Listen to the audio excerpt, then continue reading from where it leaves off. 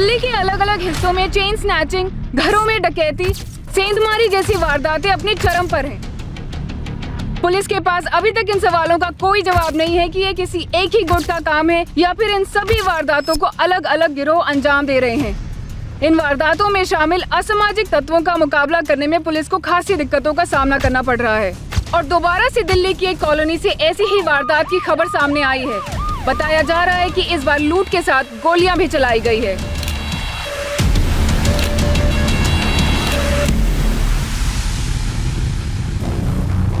Sir, दरवाजे पर कहीं भी फोर्स एंट्री के निशान नहीं है। चोर इस ग्रिल को काटकर ही घर के अंदर घुसे होंगे।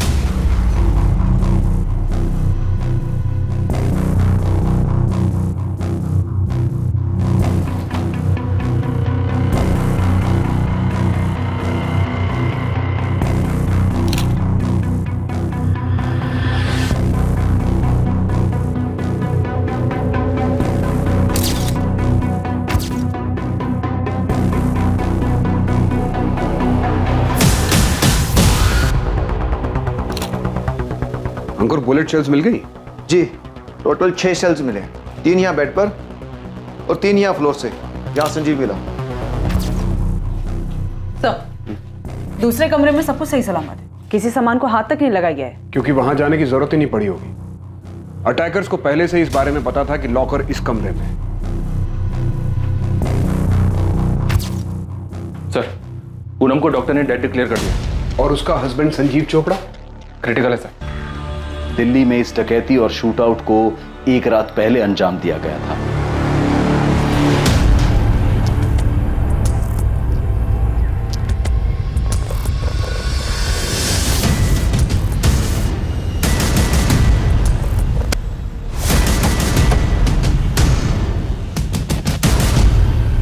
कौन है? अरे कौन है भाई? चोपड़ा हाउस में इस अनहोनी घटना होने का अंदेशा सबसे पहले अखबार बांटने वाले जुनेद अंसारी को हुआ। उसी ने वहां पड़ोसियों को इस बारे में बताया। चोपड़ा हाउस में हुई डकैती और हत्या की वारदात कभी भी दोहरी हत्या का रूप ले सकती थी। पूनम चोपड़ा मर चुकी थी और उसका पति संजीव चोपड़ा जिंदगी और मौत के बीच झूल रहा था। इस केस में अपराधियों तक पहुंचना पुलिस के लिए बहुत ही मुश्किलों भरा साबित होने वाला था और जल्द ही पुलिस इस केस का दबाव महसूस करने वाली थी। क्या यह मामला पुलिस को उस गिरोह तक पहुंचाने में मदद करेगा जो पूरे शहर में हो रहे अपराधों को अंजाम दे रहे थे? संजीव चोपड़ा से तो बात करना इम्पॉसिबल है, कंडीशन क्रिटिकल है। सरवाइव कर पाएगा? कोशिश कर रहे हैं, चांसेस तो है, लेकिन गोली का घाव बहुत गहरा है। कोई सेक्सुअल असॉल्ट? नहीं। रॉबरीज भी सरदर्द बन गई हमारे लिए। सर, संजीव एक रियल एस्टेट कंसल्टेंट है। साकेत के सुदर्शन बिजनेस सेंटर में उसका ऑफिस है। पिछले 5 सालों से चला रही है। सब खुद के दम पे शुरू किया है। A self made man. और उसकी वाइफ पूनम चोपड़ा? सर, उसका ब्यूटी पार्लर है नीलम एनक्लेव में। पिछले 3 सालों से ये सैलून चला रही है। ठीक ठाक ही चल रहा है। 2 ब्रांचेस और हैं। सर, ये संजीव के पेरेंट्स हैं।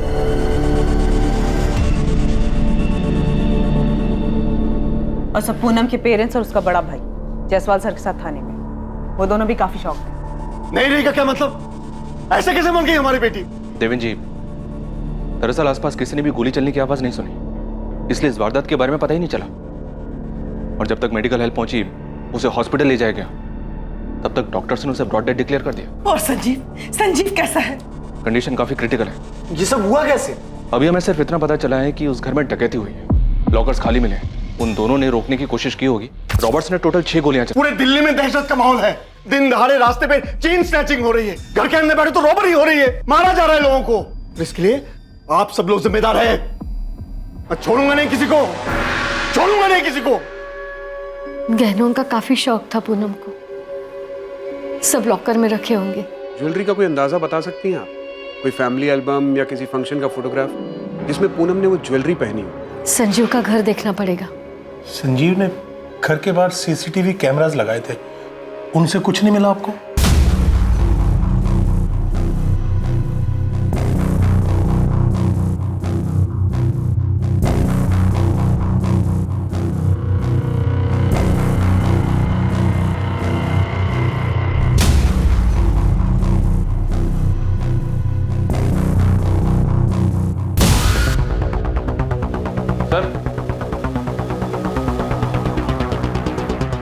मर्डर इसी जगह पर होगा सर।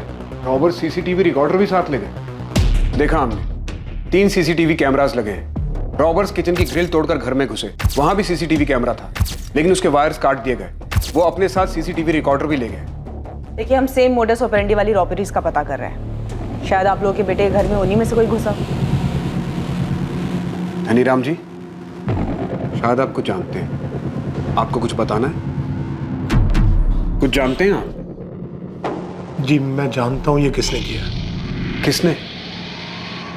तुम कुछ जानते हो मनोज? सर मुझे पहले ही आप लोगों के पास आ जाना चाहिए था। मतलब ये प्लेन रॉबरी मर्डर नहीं है? तुम जानते हो कि ये किसने किया है? जानता हूँ सर। किसने किया है? सर ये बल्लू ने किया है। कौन बल्लू? सर बलराम जलोटा, मेरी छोटी बहन उषा का बेटा है। क्रिमिनल है सर। वो पहले भी संजीव को धमका चुका है। 15 लाख रुपए? किस बात के बल्लू? मेरा मुंह बंद करने के लिए। वो फरीदाबाद वाली जमीन जो तुम्हें मिली है ना, वो डिस्प्यूटेड है और तुम नहीं चाहोगे कि उस पे मैं कोई सवाल खड़ा करूं। तुम बाहर में जाओ बल्लू, मैं एक दमड़ी भी नहीं दूंगा। सोच लो संजू, तुम्हारा काम ना बहुत अच्छे से चल रहा है और वो भाभी का क्या बोलते हैं ब्यूटी पार्लर, वो भी अच्छे से चल रहा है। तो 15 लाख कोई बड़ी रकम नहीं है। और हाँ, कह के जा रहा हूं और लेके भी जाऊंगा। और हाँ, नहीं मिला ना तो कोई बात नहीं। तुमको पता है ना कि मेरे ऊपर पहले से 2 मर्डर चार्जेस हैं। भैया आप तो जानते हैं, जब पहली बार मर्डर केस में बल्लू का नाम आया था, हमने तभी उसे अपने घर से निकाल दिया था। 1 साल हो गया, ना उससे देखा है ना उससे बात की। मैं क्या करूं? वो बार बार संजीव को धमकी दे रहा है। भैया इसके पहले वो कुछ और करे, आप मेरी बात मानिए, आप पुलिस के पास जाइए। बल्लू मेरा बेटा ही नहीं है, मैं नहीं मानती हूँ उसे अपना बेटा। अपने घर का लड़का अपने ही घर में ऐसा डका डाल रहा है। थाने चल। अब कंप्लेंट करने के अलावा और कोई चारा नहीं है। नहीं पापा, उसने धमकी दे रखी। अगर हम पुलिस को बताएंगे तो मुझे या फिर आपको मार डालेगा। आप तो जानते हो बल्लू कैसा है। तो क्या करेगा तू? उसे देगा 15 लाख रुपए। तू अभी की अभी मेरे साथ पुलिस स्टेशन चल। चल सर, 3 हफ्ता पहले हमने इस बलराम के नाम पर मयूरपुरी पुलिस स्टेशन में शिकायत भी दर्ज की थी। बलराम उर्फ बल्लू की सारी डिटेल्स और अपनी बहन का एड्रेस भी दीजिए हमें। संजीव चोपड़ा? मतलब तुम ये कह रहे हो कि तुम्हारे जीजा ने तुम्हारी बहन का मर्डर किया है? इसके पीछे वही है सर। सर पूनम को डर था कि संजीव उसे मारने की प्लानिंग कर रहा है। क्या कह रही हो पूनम? संजीव तुझे मारना चाहता है? हाँ मनोज, मुझे उसकी आंखों में दिख रहा है। कुछ समय से कुछ ज्यादा ही अच्छा पेश आ रहा है और मुझे पूरा यकीन है कि उसके दिमाग में कुछ ना कुछ जरूर चल रहा है। अभी तो बहुत सारी अपॉइंटमेंट्स है संजीव, पॉसिबल नहीं हो पाएगा। पूनम, अपॉइंटमेंट्स तो रोज ही रहेंगे यार। एक काम करते हैं, आज पिक्चर चलते हैं और डिनर भी बाहर ही करेंगे। अब आज तो पॉसिबल नहीं हो पाएगा। मैं कुछ नहीं जानता, मैं आता हूँ 15 मिनट में। तुम तैयार रहना बस। समझा करो डार्लिंग यार, आज मूड है यार। मनोज, मुझे लग रहा है कि संजीव कुछ तो प्लान कर रहा है। मारना चाहता है वो मुझे। आई एम डैम श्योर कि बाहर उसका कोई अफेयर चल रहा है। देखो मनोज, तुम संजीव का नाम ले रहे हो इसलिए मैं तुम्हें दोबारा बोल रहा हूँ। संजीव की कंडीशन काफी क्रिटिकल है। 50% ही चांसेस हैं कि वो सर्वाइव कर जाए। सर ये बात आपने मुझे पहले भी बताई, लेकिन मैं जो कह रहा हूँ ये बात मुझे पूनम ने बताई है सर। ये रॉबरी नहीं हो सकती। सीसीटीवी रिकॉर्डर गायब है। संजीव का काम है सर, ये पूनम को मारना चाहता था वो। सर मैंने तो पूनम से कहा था कि चल के पुलिस में कंप्लेंट कर दे। तो फिर तुमने कंप्लेंट क्यों नहीं की? सर मुझे वक्त ही नहीं मिला। अभी 1 हफ्ते पहले हमारी बात हुई दशहरे पर, हम मिलकर बैठकर बात करने वाले थे इस बारे में, लेकिन उससे पहले ही ये सब। तुम्हारे पेरेंट्स इस बात को जानते हैं? सर मुझे नहीं लगता, क्योंकि मैंने नहीं बताई ये बात। और अब ये सब देखकर लग रहा है कि पूनम ने भी माँ बाबा से ये सब बात नहीं कही होगी। क्या ये रॉबरी के दौरान हुई हत्या नहीं थी, जैसा कि दिल्ली में अनियंत्रित रूप से हो रहा था? संजीव की तरफ से उसके पिता का यह कहना था कि इस घटना का जिम्मेदार संजीव का कजन, उसकी बुआ का लड़का बलराम जलोटा उर्फ बल्लू था, जिसका पहले से ही क्रिमिनल बैकग्राउंड था। वहीं दूसरी तरफ पूनम के भाई मनोज का कहना था कि संजीव ने ही पूनम को मरवाया है।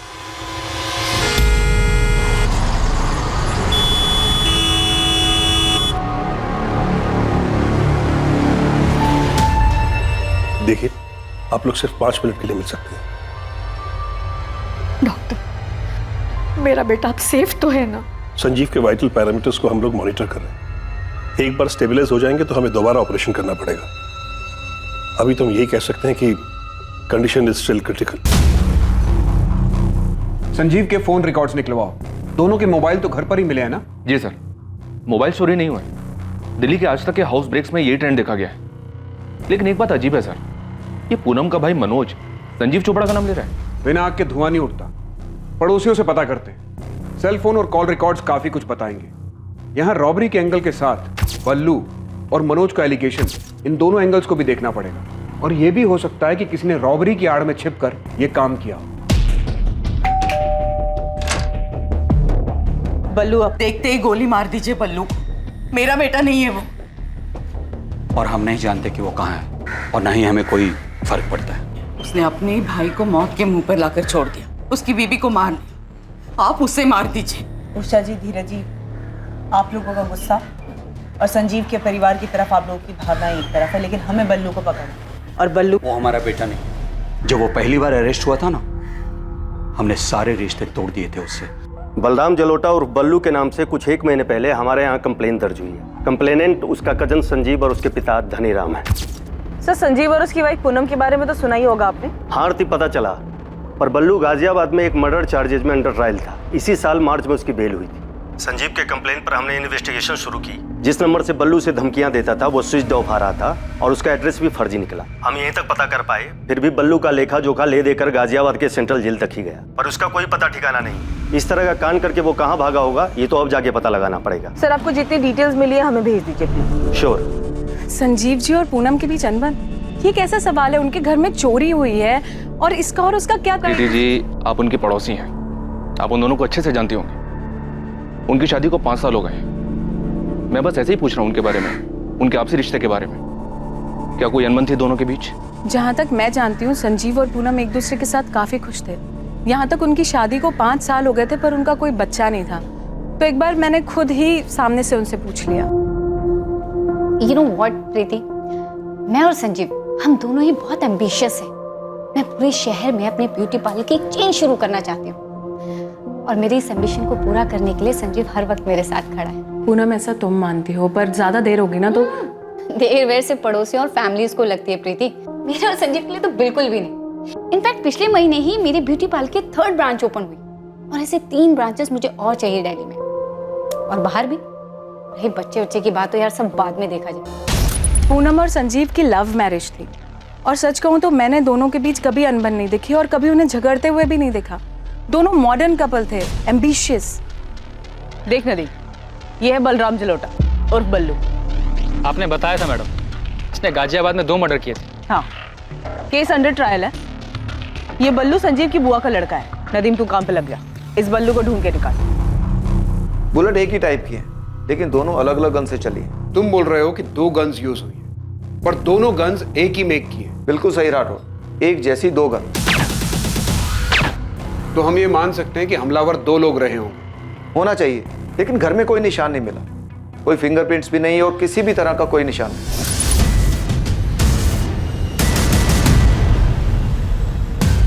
हमलावरों ने ग्लव्स पहने होंगे, इसलिए ना घर पे कुछ निशान मिला, ना उस किचन ग्रिल पे कुछ मिला जहां से वो लोग अंदर घर में घुसे। .25 कोलेट गन यूज हुई। काफी कॉमन गन है। हाँ, कई सारी गैंग्स इसे यूज करती हैं और ग्रे मार्केट में भी बिना लाइसेंस के बड़े आसानी से मिल जाती है। आपकी फाइंडिंग के हिसाब से न्यूज़पेपर डिलीवरी वाले ने सुबह ये डिस्कवर किया कि इस घर में ऐसा कुछ हुआ है, तो उस हिसाब से किसी पड़ोसी ने गोली चलने की आवाज नहीं सुनी। तो डेफिनेटली दोनों गन्स पर साइलेंसर लगे होंगे। फिलहाल हमारे सामने 2 एंगल है। पहला एंगल संजीव का कजन बलराम जलोटा उर्फ बल्लू, जो ऑलरेडी क्रिमिनल है, और दूसरा एंगल संजीव खुद, जैसा कि पूनम का भाई मनोज बता रहा है। दोनों इंटरनल एंगल्स हैं, घर से जुड़े हुए।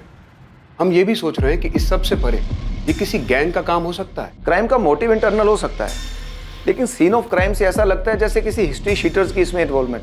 किसी पुराने हिस्ट्री शीटर से बात करके देखो, वो इस क्राइम सीन को अच्छे से रीड कर सकता है। क्या कान भरे हैं तुम लोगों ने पुलिस के?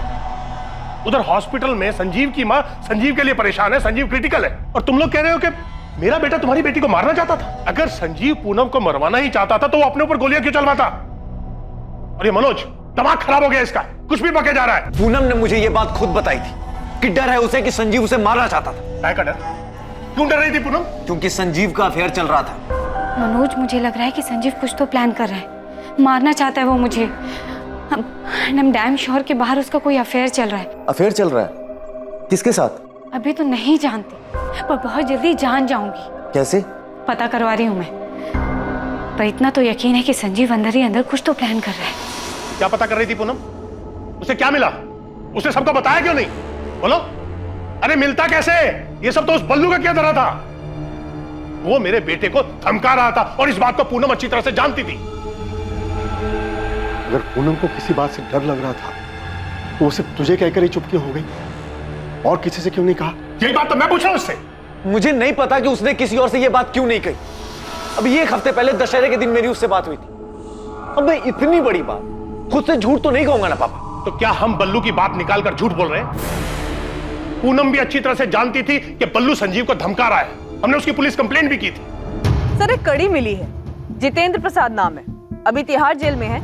ऐसे ही सिमिलर केस में कन्विक्ट हुआ है, रॉबरी कम मर्डर। जेल एसपी को इन्फॉर्म करो, मुझे अभी जितेंद्र प्रसाद से बात करनी है। आधे घंटे में पहुंच रहा हूँ। ओके सर, मैं मैसेज भिजवाती हूँ।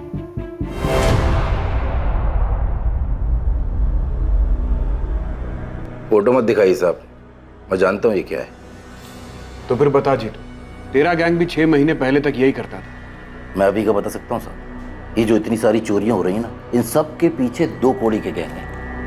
चाकू और कट्टे से ज्यादा औकात नहीं है इनकी। और आप कह रहे हैं कि यहाँ 0.25 कॉलेट का इस्तेमाल हुआ है। बड़ा शातिर है तू। आगे बता, कौन सा गैंग होगा? ये पूरा क्राइम सीन मुझे नहीं लगता ये किसी गैंग का काम है। और जैसा आप बता रहे हैं, आसपास में किसी ने चीखने की आवाज नहीं सुनी। और हद तो तब हो गई जब किसी ने गन शॉट की आवाज नहीं सुनी। हाँ, नहीं सुनी। गन पर साइलेंसर होगा। आप ही सोचिए साहब, ऐसा कौन सा रॉबरी करने वाला गैंग है जो गन में साइलेंसर लगाकर ढाका डालने जाता है और अंदर घुसते ही सीधा गोलियां चलाना शुरू कर देता है। ये किसी चोरी चकारी करने वाले गैंग का काम है ही नहीं। ये जो भी है पक्का जान से मारने आया। आप बता रहे हैं ना, वो एक बंदा बच गया, वो गलती से बच गया होगा या वो चेक करने में उनसे गलती हुई होगी। सही मायने में तो ये रॉबरी एक बहाना है। वो लोग इन दोनों को जान से मारने आए थे। बल्लू नाम सुना है? बलराम से लौटा? हाँ, कहाँ मिलेगा? पिछले 6 महीने से अंदर हूँ साहब। ताज़ा अपडेट तो पता नहीं है, लेकिन हाँ शायद गाजियाबाद जेल में बंद है वो। वहाँ से तो बेल पे निकला था। फिर तो आप ही जानो साहब। वैसे ये कांड बल्लू ने किया? हाँ, ऐसी इन्फॉर्मेशन है हमारे पास, क्योंकि इस कांड में जो बंदा बुरी तरह से इंजर्ड हुआ है वो बल्लू का कजन है। मैंने पहले ही बोला था, ये आपसी रंजिश का मामला है। किसी गैंग का इसमें कोई हाथ है ही नहीं। धीरे धीरे अब ये साफ हो रहा था कि ये रॉबरी, ये शूट आउट, पूनम चोपड़ा की हत्या और संजीव चोपड़ा को जख्मी हालत में मरा हुआ समझकर छोड़ना कोई नॉर्मल रॉबरी या शूट आउट नहीं हो सकता था। क्या पूनम का डर कि संजीव उसे मारना चाहता था वाकई में सच था, या फिर ये शूट आउट बल्लू की धमकी का नतीजा था? इस केस में अब कुछ चौंकाने वाले खुलासे होने वाले थे। सर, मैं पूनम का पार्लर मैनेज करती हूँ। वो मुझसे कभी भी अपनी पर्सनल लाइफ डिस्कस नहीं करती थी। कुछ तो सुना होगा तुमने। अच्छा, कभी कुछ सेंस किया तुमने कि वो अपने पति से किसी बात को लेकर डर रही है? मैं कैसे सेंस करती? मुझे फोन पर पूनम की बातें सुनने का कोई शौक नहीं था। हाँ, इतना समझती हूँ कि पूनम ने पार्लर में काफ़ी पैसा इन्वेस्ट किया था और वो नई ब्रांचेस भी खोल रही थी। मैं आपको इतना बता सकती हूँ कि वो अपना पार्लर बिजनेस में फ्यूचर पता करने के लिए कुछ लोगों से मिल रही थी, उनसे बातें कर रही थी। किससे बात करती थी वो? एक टैरो कार्ड रीडर है, पूनम हमेशा उसके पास जाती थी। Tarot card reader? हाँ, वो कार्ड देखकर किस्मत के बारे में बताते हैं ना, ऐसा ही कुछ।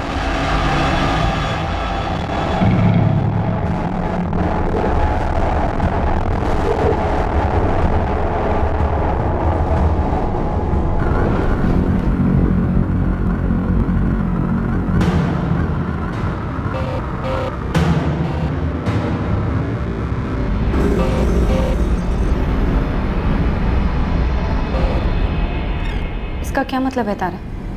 पूनम, तुम किसी बात को लेकर परेशान हो? किसी बात की वजह से कोई मनमुटाव या झगड़ा चल रहा है ना? तारा भदौरिया नाम है उसका, टैरो कार्ड रीडर है। इसका फोन नंबर एड्रेस है तुम्हारे पास? पूनम के फोन रिकॉर्ड में भी दिख रहा है।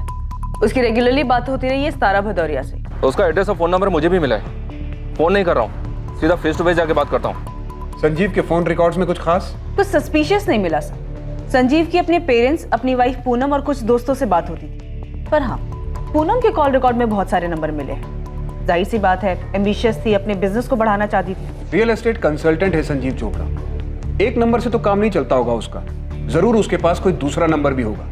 सर, मैं दूसरे नंबर का पता कर रही थी। वैसे संजीव ने अपने ऑफिस में भी सीसीटीवी कैमरास लगवाए थे, मैंने उसके फुटेजेस मंगवाए हैं।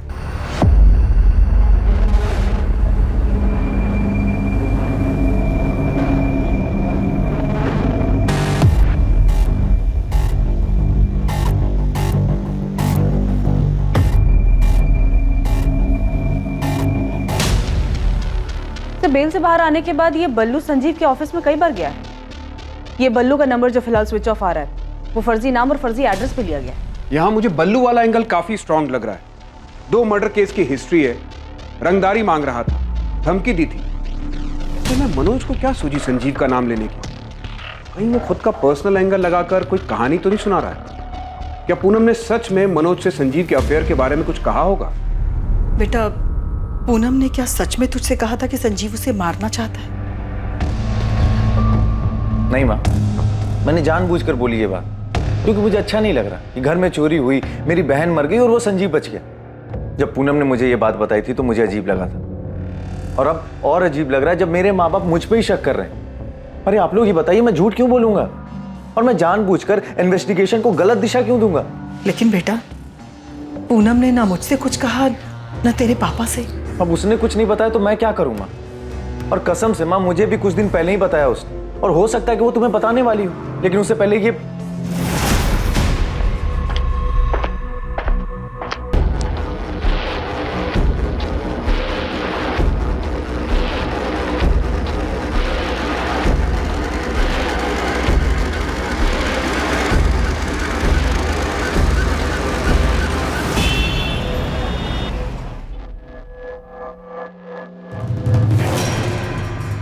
अरे मैडम, आपने फोन किया तो आप बताइए ना, आप कौन बोल रहे हो? मैं असिस्टेंट सब इंस्पेक्टर आरती त्रिवेदी बोल रही हूँ, रसिक विहार पुलिस स्टेशन से। मैं गिरीश रावत बोल रहा हूँ। पूनम चोपड़ा को तो जानते ही होंगे आप? हाँ जी, बिल्कुल जानता हूँ। उनका मर्डर हुआ है, उनके हस्बैंड की कंडीशन क्रिटिकल है। Very sad. अभी 3 दिन पहले पढ़ा अखबार में मैंने। 3 दिन पहले से भी जानते होंगे। 14 अक्टूबर को पूनम चोपड़ा के घर में अटैक हुआ था। उसके पहले से ही पूनम चोपड़ा के फोन रिकॉर्ड में आपसे बातचीत होती दिख रही है। हाँ जी, मैंने कब मना किया? बातचीत हुई थी, मेरी होती रहती थी। इनफैक्ट सितंबर के आखिरी वीक में उनसे मिलने गया था मैं, अपना बैलेंस पेमेंट लेने के लिए, 45,000 रुपये कैश। कौन है आप? मैं गिरीश रावत, प्राइवेट डिटेक्टिव। शादी की कोई इंक्वायरी हो, डिवोर्स का कोई मैटर हो, अफेयर का चक्कर पता लगाना हो, पति पत्नी के बीच में कोई डाउट हो, ये सारी इन्फॉर्मेशन इन्वेस्टिगेशन फुल सीक्रेसी के साथ, यानी गोपनीय तरीके से करता हूँ। आप दिल्ली नगरी न्यूज़पेपर के 4थे पेज के दाहिनी साइड की चौकड़ी में देखिए, वहाँ मेरा ऐड रोज आता है, गिरीश रावत प्राइवेट डिटेक्टिव। पूनम चोपड़ा के लिए इन्वेस्टिगेशन कर रहे थे आप? उसके पति का अफेयर था? हाँ जी, बिल्कुल था। सुन के धक्का लगा आंटी। क्या बोल रहे हैं डॉक्टर? पता नहीं बेटा, डॉक्टर कह रहे हैं कोई नर्व अफेक्ट हुआ है। ट्रीटमेंट पे रिस्पॉन्ड तो कर रहा है संजीव, लेकिन अभी तक उसे होश नहीं आया। बोल रहे हैं कि ब्रेन में कहीं कुछ गड़बड़ हुई है। यहाँ संजीव आंख नहीं खोल रहा है, और वहाँ पूनम का भाई मनोज कह रहा है संजीव पूनम को मारना चाहता था। बकवास कर रहे हो आंटी, इन सबके पीछे बल्लू का हाथ हो सकता है। हमने भी पुलिस को यही कहा कि बल्लू ने धमकी दी थी संजीव को मारने की, और उसने ऐसा किया भी, लेकिन पुलिस को बल्लू मिल ही नहीं रहा है। ये 100% बल्लू का ही काम है राठौर, कर सकता है। 1 साल पहले हमने उसे अरेस्ट किया था मर्डर चार्जेस में, तब उसके पास से ये .25 कोलेट गन रिकवर हुई। हमारे केस में ये मर्डर वेपन था, और बल्लू ने ये गन उस्मान शेख से खरीदी थी।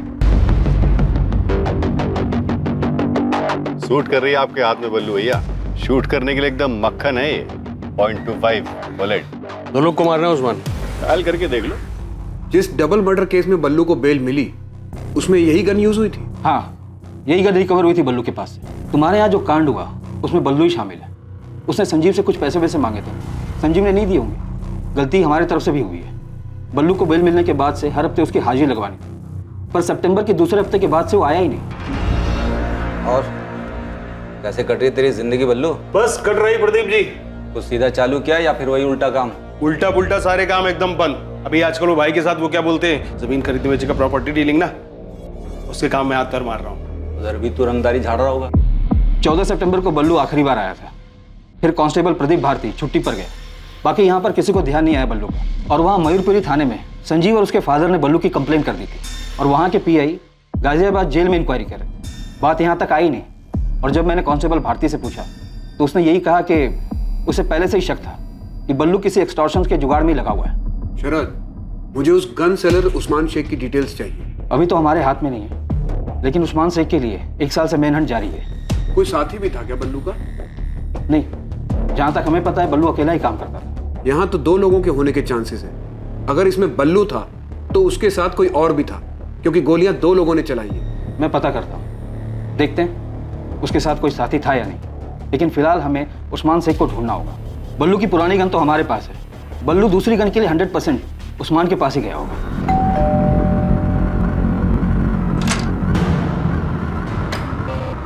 तारा बतौरी, यस। पूनम चोपड़ा के बारे में बात करनी मुझे आपसे। दुख हुआ पूनम के बारे में सुनकर, काफी परेशान थे। किस बात से? अपने हस्बैंड संजीव चोपड़ा की वजह से?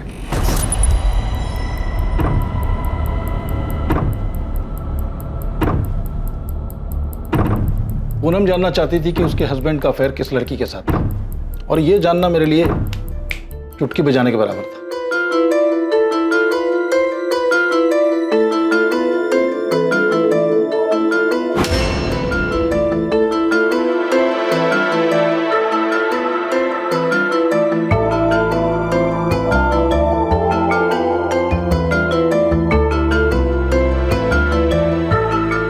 संजीव चोपड़ा और माहिरा तलवार अक्सर किस जगह मिलते थे, ये मैंने कुछ ही हफ्तों में पता लगा लिया। इस लड़की का नाम माहिरा तलवार है? हाँ जी, माहिरा तलवार, उम्र 27 साल। ये साकेत के एक सुपर स्टोर में सेल्स वुमेन का काम करती है। थर्सडे को माहिरा की छुट्टी होती है। इस दिन वो और आपके हस्बैंड दोनों गुरुग्राम के एक होटल में मिलते हैं। बाकी फ्राइडे टू वेडनेसडे कॉफी पे मिलते हैं रोज। ये सब कब से चल रहा है उन दोनों के बीच? देखिए, साथ में सिर्फ कॉफी ही नहीं पीते, फिजिकल रिलेशन भी है। और ये सब रातों रात नहीं होता। मेरे ख्याल से कम 1 साल से साथ में है। मतलब संजीव मुझे धोखा दे रहा है ना? संजीव और माहिरा के बारे में मुझे जो कुछ मालूम पड़ा मैंने सब कुछ पूनम को बता दिया। और हाँ, एक बात और, रौनक विहार में माहिरा अकेली रहती है। 1 BHK अपार्टमेंट। लेकिन संजीव के फोन रिकॉर्ड में तो हमें इस माहिरा का नंबर नहीं मिला। 4440981 संजीव का दूसरा नंबर। पूनम ने अपने भाई से कहा था कि उसे डर है कि संजीव उसे मारने का प्लान कर रहा है। ये बात तुम जानते थे? जी, वो अपने हस्बैंड को लेकर काफी परेशान थी। उसका हस्बैंड उसे जान से मारना चाहता था, इसलिए उसने ये खुलकर कहा था आपसे? क्या संजीव उसे मारना चाहता था? हाँ, अभी आपने तो कहा कि वो संजीव को लेकर काफी परेशान थी उसके अफेयर की वजह से। नहीं इंस्पेक्टर, मैंने आपसे ये कहा कि मैं ये जानती हूँ कि पूनम अपने हस्बैंड को लेकर परेशान थी, लेकिन मैं ये बिल्कुल नहीं जानती थी कि संजीव उसे मारना चाहता था। तो फिर आप और क्या जानती हैं? मैं ये तो नहीं जानता कि ये सब हुआ कैसे, पर आप उल्टा कह रही हैं। मैं आपकी बात मान लेता अगर आप ये कहती कि पूनम अपने हस्बैंड को मारने का प्लान बना रही थी। क्या पूनम भी अपने हस्बैंड को मारने का प्लान बना रही थी? देखिए इंस्पेक्टर, मुझे कोई अंदाजा नहीं है कि संजीव पूनम को मारना चाहता था। मैं बस इतना जानती हूँ कि पूनम संजीव से बहुत परेशान थी और वो उसको सबक सिखाना चाहती थी। उसे जान से मारकर? ये मैं नहीं जानती। मैं बस ये जानती हूँ कि पूनम अपने हस्बैंड को तकलीफ पहुंचाना चाहती थी।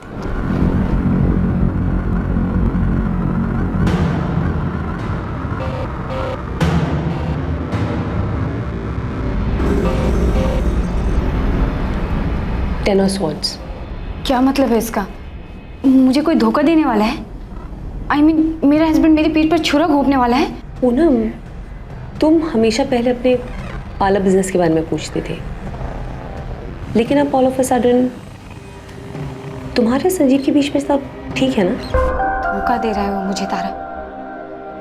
मेरे पीठ पीछे उसका अफेयर चल रहा है, कोई लड़की है उसकी लाइफ में। तो बात करो उससे। और पूनम, ऐसा तो नहीं है कि तुमने कभी उसे धोखा नहीं दिया, है ना? तुम रिलैक्स करो। तुम मेरी हेल्प कर सकती हो प्लीज? तुम कुछ करो ना संजीव का। क्या चाहती हो तुम? मैं चाहती हूँ तारा तुम उसे दर्द दो, उसे तकलीफ पहुंचाओ। किसी को दर्द देने से खुद भी दर्द ही हासिल होता है। तुम्हें चाहिए कि सबसे पहले तुम अपनी तकलीफ कम करो। वो अचानक ही मुझ पर मेहरबान हो गया है, बहुत केयर करने लगा है मेरी, वक्त बिताना चाहता है। अभी तो बहुत सारी अपॉइंटमेंट्स है संजीव, पॉसिबल नहीं हो पाएगा। पूनम, अपॉइंटमेंट्स तो रोज ही रहेंगे यार। एक काम करते हैं, आज पिक्चर चलते हैं और डिनर भी बाहर ही करेंगे। अब आज तो पॉसिबल नहीं हो पाएगा। मैं खुद नहीं जाता, मैं आता हूँ 15 मिनट में, तुम तैयार रहना बस। समझा करो डार्लिंग यार, आज मूड है यार। कुछ तो चल रहा है उसके दिमाग में तारा। अपने थॉट्स पर काबू रखो और मेरी बात मानो, संजीव से बात करो, ओके? पूनम मेरे पास पिछले 2 सालों से आ रही थी और पहले हमेशा वो अपने बिजनेस के बारे में बात करती थी, लेकिन फिर अचानक सब बदल गया। तो मतलब पूनम अपने हस्बैंड को मारना चाहती थी? इंस्पेक्टर, जैसा कि मैंने आपको बताया, मैं ये सब नहीं जानती। मैं एक टैरो कार्ड रीडर हूँ। ये लोगों को भड़काना या लोगों के बीच झगड़ा करवाना ये मेरा काम नहीं है। मेरे क्लाइंट्स आते हैं, कार्ड्स पिक करते हैं और मैं अपनी नॉलेज से वो कार्ड्स उनके लिए रीड करती हूँ। हाँ, लेकिन मैं आपको इतना ज़रूर बता सकती हूँ कि पूनम अपने हस्बैंड को लेकर काफ़ी परेशान थी। अब इस बारे में उसने किसी से बात क्यों नहीं की ये मैं नहीं जानती, या फिर ये भी हो सकती है। I really can't say.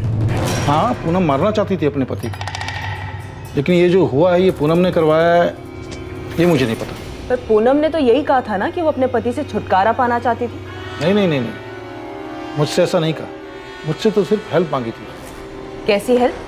कुछ था उसके दिमाग में, कोई आइडिया, बस उसी को पूरा करने की हेल्प मांग रही थी मुझसे। दिल्ली के गौतम नगर के एक घर में लूट।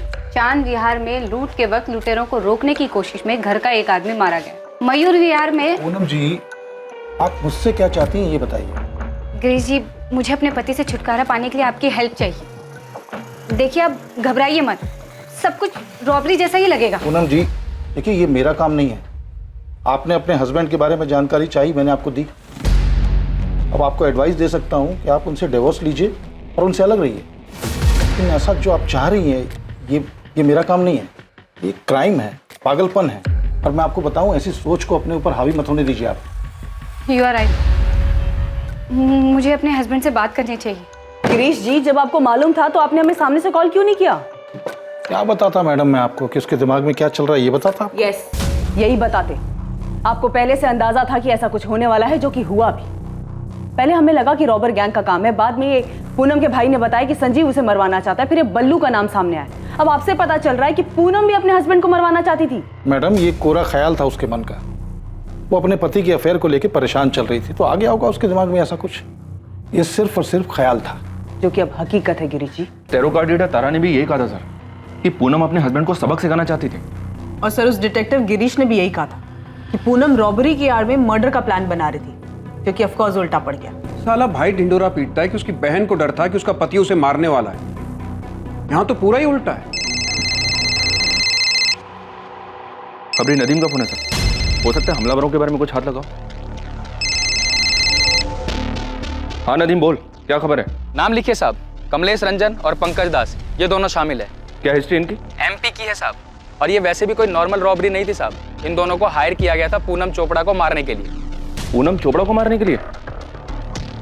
नदीम, दोबारा कंफर्म कर, पूनम ने हायर किया होगा संजीव को मारने के लिए? नहीं साहब, इन दोनों को हायर किया था मनीष कालरा ने। अब ये मनीष कालरा कौन है इस कांड में? साहब बहुत बड़ी मछली है ये, बहुत पैसे वाला है, मनी लैंडर है, अय्याश एक नंबर का।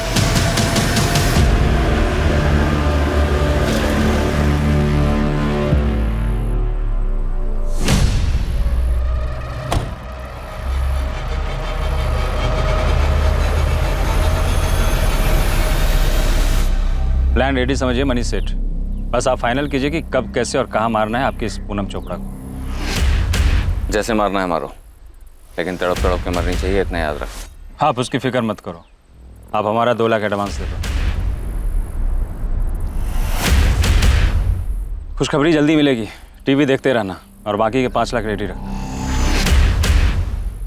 इस कांड के लिए कमलेश रंजन और पंकज दास ने अपने साथ तीसरे बंदे को भी मिलाया था। उस तीसरे बंदे का नाम है बद्रीनाथ दुबे। उसने मुझे खुद से फोन करके ये सब बताया। क्या जानता है इस कांड के बारे में बद्रीनाथ? जो तुमको चाहिए वो सब पता है मुझे, मैं सब कुछ जानता हूँ। लेकिन हाँ, जब तुझे मलाई मिलेगी ना तो मुझे भी याद रखना। ठीक है, चल बता। कमलेश, रंजन और पंकज दास भी मुझे पैसे देने वाले थे। ये समझ लो कि मैं भी उस कांड में शामिल था, लेकिन सालों ने मेरे से उस पूनम चोपड़ा की सारी फील्डिंग करवाई। ब्यूटी पार्लर से घर, घर से ब्यूटी पार्लर, कहाँ जाती है, कहाँ रुकती है, सारा डिटेल दिया उनको। उन्होंने लूटा भी, कांड भी किया और उस मनीष सेठ से पैसे भी उठाए, पर जैसे ही पैसे मिले मुझे भूल गए। अब फोन बंद करके बैठे हैं। देख लो साहब, हम यहाँ ये एंगल खंगाल रहे हैं और ये कांड हुआ है ये मनीष कालरा के कहने। मनीष कालरा? हाँ, मनी लेंडर है। हाँ जानती हूँ, उसने पूनम के पार्लर में पैसे लगाए हैं। पूनम का अच्छा दोस्त है। दोस्त है? और क्या पता है तुम्हें उन दोनों के बारे में? अच्छा, उन दोनों की दोस्ती में कोई दरार आ गई थी क्या? सर इसका तो मुझे कोई अंदाजा नहीं है, पर आप ऐसा क्यों पूछ रहे हैं? मनीष ने कुछ किया है क्या? वो भी हम जल्दी ही पता लगा लेंगे।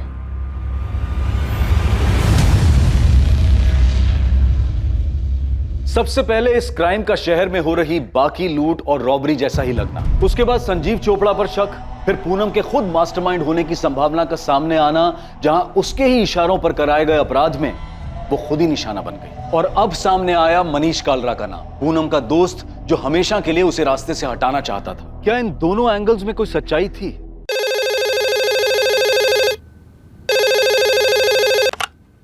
हेलो सर, वो बल्लू का फोन आया था।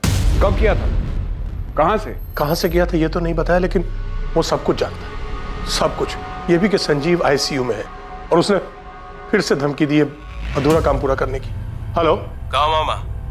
संजीव के पास नहीं हो क्या? बल्लू?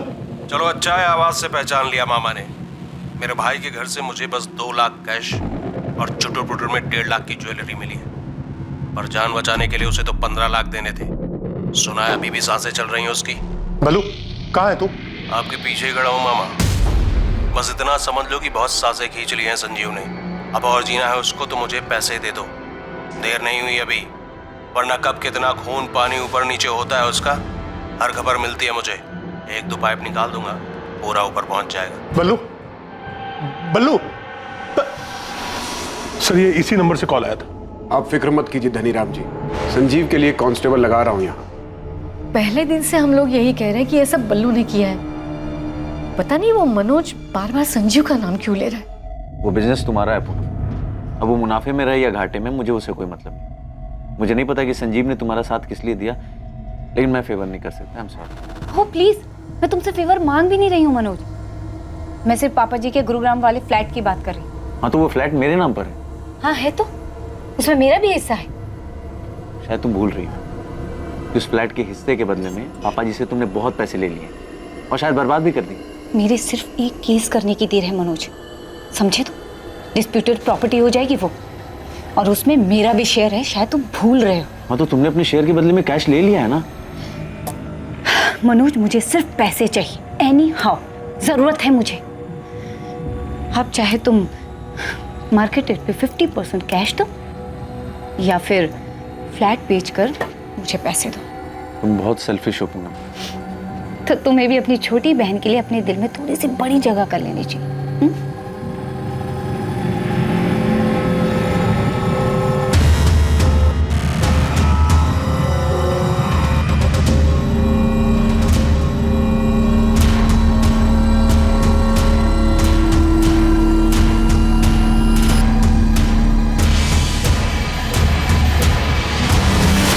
मनीष घर पर नहीं है। तो फिर कहाँ गया अवंतिका? कुछ काम से बाहर गए हैं। और कब गया? 2 दिन पहले। आपका पति 2 दिन से घर नहीं लौटा, पता नहीं कहाँ गया है, और आप ऐसे ही आराम से घर में बैठी हैं। क्योंकि वो कह कर गए हैं कि उन्हें आने में टाइम लगेगा। वो जहाँ कहीं भी छुपा हुआ है ना, उसको बता देना।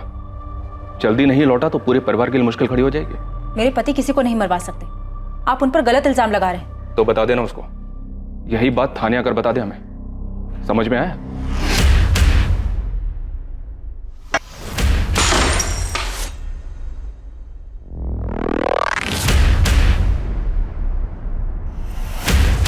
मैं तुम्हें बर्बाद कर दूंगी मनीष, कहीं का नहीं छोड़ूंगी तुम्हें। तुम मुझे धमकी दे रही हो पूनम? मुझे ना सुनने की आदत नहीं है मनीष, कोई भी मुझे ना नहीं कह सकता, कोई भी नहीं। सर, संजीव के फादर को जिस नंबर से कॉल आया था वो नंबर फिलहाल स्विच ऑफ है। कल सुबह तक इस नंबर की डिटेल्स हमारे पास होंगी। और सर, ये डिटेक्टिव गिरीश, ये मुझे कुछ ठीक नहीं लग रहा है। इसके पीछे मैंने अपने कुछ आदमी लगा दिए। अब ये मत कहना कि इसमें उसका भी कोई रोल है। सर, क्या है क्या नहीं ये तो नहीं पता, पर हाँ ये गिरीश जिस तरीके का काम करता है, हिस्ट्री शीटर तो उसके कांटेक्ट में होंगे ही। तो क्या गिरीश ने हमें सिर्फ सुनाने के लिए कहानी बनाई है? चांसेस हैं सर। मेरा सवाल पूरा होने से पहले ही गिरीश का जवाब सामने होता था। सर उसे देख के लग रहा था कि वो तैयार बैठा है। सर मुझे लगता है पूनम के लिए गिरीश ने किलर्स अरेंज किए होंगे, पर दाव उल्टा पड़ गया, पूनम मारी गई और किस्मत से संजीव बच गया। पूनम का भाई मनोज खोसला, क्या मिला उसके बारे में? इंटरेस्टिंग। ठीक है, काम आएगा अपने।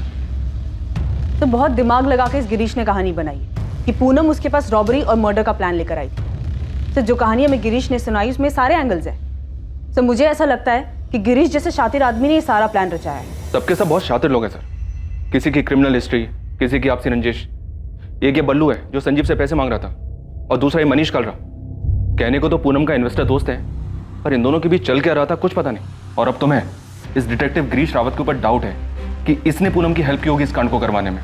और इस सबसे अलग, पूनम का भाई मनोज वो संजीव के नाम का ढोल पीट रहा है सर। तो संजीव और मनोज के बीच में क्या चल रहा था अब तो उसके होश में आने के बाद ही पता चलेगा। पर अभी तो हमें मनीष का पता लगाना होगा, और साथ ही गिरीश रावत पर भी नजर रखनी होगी, और इनके साथ बल्लू, कमलेश रंजन और पंकज दास को ढूंढना होगा। अगर ये दोनों मिल गए तो समझो आगे की कहानी भी मिल गई। केस में मनीष कालरा मुख्य संदिग्ध था, लेकिन संदेह के घेरे में डिटेक्टिव गिरीश रावत भी था, जिसने शायद ऐसे भयानक षड्यंत्र को अंजाम देने में पूनम की मदद की थी।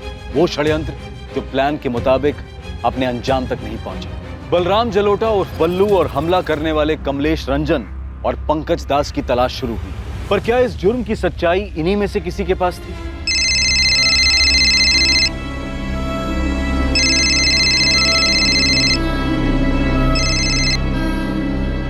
शोएब, मुझे परेशान मत करो।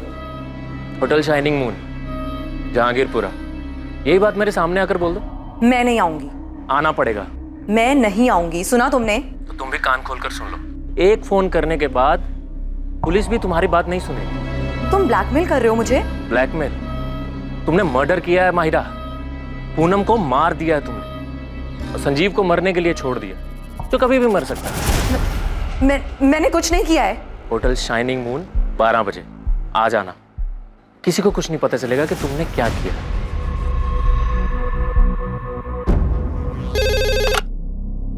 हेलो, मैंने कुछ नहीं किया है, मुझे फंसाया जा रहा है। कौन? मनीष कालरा? हाँ सर। अगर तूने कुछ नहीं किया है तो सामने आ। ये क्रिमिनल्स की तरह छुप छुप कर भाग क्यों रहा है? सर आप लोग सारा इल्जाम मुझ पे डाल दोगे, जबकि सच तो यह है कि पूनम मुझे ब्लैकमेल कर रही थी। तेरे लिए अच्छा यही होगा कि तू सरेंडर कर दे। लेकिन सर मैंने कुछ किया ही नहीं है। अगर तूने सरेंडर नहीं किया ना तो हम तेरा जीना दुश्वार कर देंगे, और तेरे वो दोनों साथी कमलेश रंजन और पंकज दास को भी हम ढूंढ निकालेंगे। इस पड़ाव पर यह केस सबके सामने था। साफ था कि मनीष कालरा ने इस अपराध को अंजाम देने के लिए 2 हिस्ट्री शीटर्स को पैसे दिए थे। लेकिन क्या यह केस वाकई में इतना साफ था जैसा कि सोचा जा रहा था? हाँ राठौर, गन सेलर उस्मान शेख की खबर हाथ लगी है।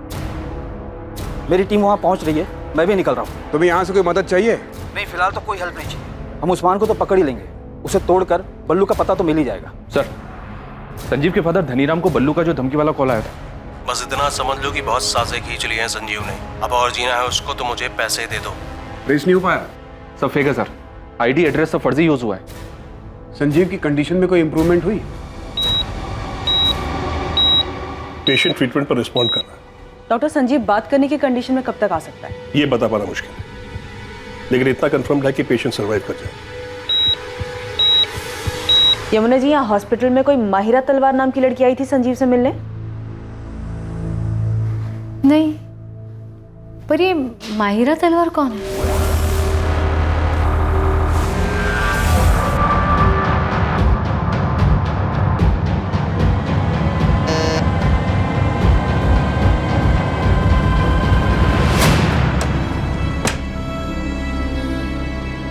मुझे पता था तू आएगी माहिरा। अगर मैं पुलिस को जाके ये बता दूं कि तुम मुझे हर्ट करने के लिए और मुझसे बदला लेने के लिए ये सब कर रहे हो तो? अरे शौक से जाओ।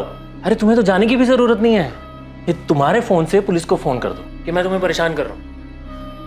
क्या हुआ? अरे पकड़ो, डर क्यों रही हो?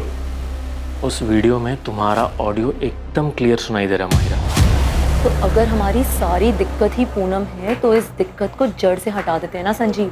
Same coffee shop, same table, तुम्हारी आवाज एकदम क्लियर सुनाई दे रही है। शहर में बहुत सारी रॉबरीज हो रही हैं, लेकिन अभी तक कोई पकड़ा नहीं गया है। तो ऐसी ही किसी एक रॉबरी में पूनम भी तो मर सकती है। मैंने उसे नहीं मारा है। तुम्हारा यह खूबसूरत चेहरा और जेल की सलाखें, कभी सोचा है तुमने जेल में पुलिस तुम्हारे साथ क्या क्या करेगी?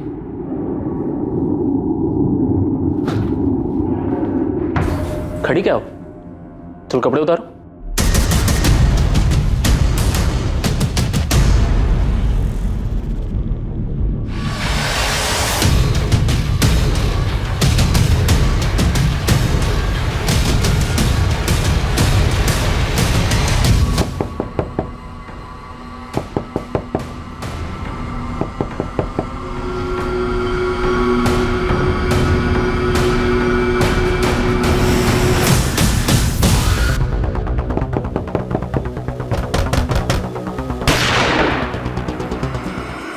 खेल खत्म उस्मान, गन नीचे रख दे, कोई होशियारी नहीं वरना यही ठोक दूंगा। 3 सेकंड है तेरे पास। 1 2 नीचे रख देगा। रख नीचे गन।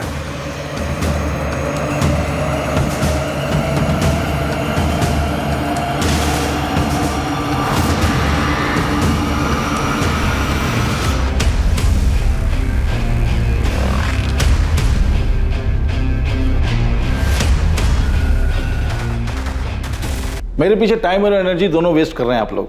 उस मनोज खोसला को उठाना चाहिए था आपको। पूनम के कहने पर तुमने किसे हायर किया था? इस सवाल का जवाब यह है कि ना तो मैंने किसी को हायर किया, ना ही पूनम के वाहियात ख्याल को पूरा करने में उसकी कोई हेल्प की। मैं सब कुछ बताऊंगा आपको, लेकिन आप मेरी बात पे यकीन नहीं करेंगे। आप रिसोर्सेज वेस्ट करेंगे, मेरे पीछे खबरी लगाएंगे, कॉल डिटेल्स निकलवाएंगे, लेकिन आपको मिलेगा कुछ नहीं, क्योंकि मैंने जो कुछ किया है बड़ी सफाई के साथ किया है।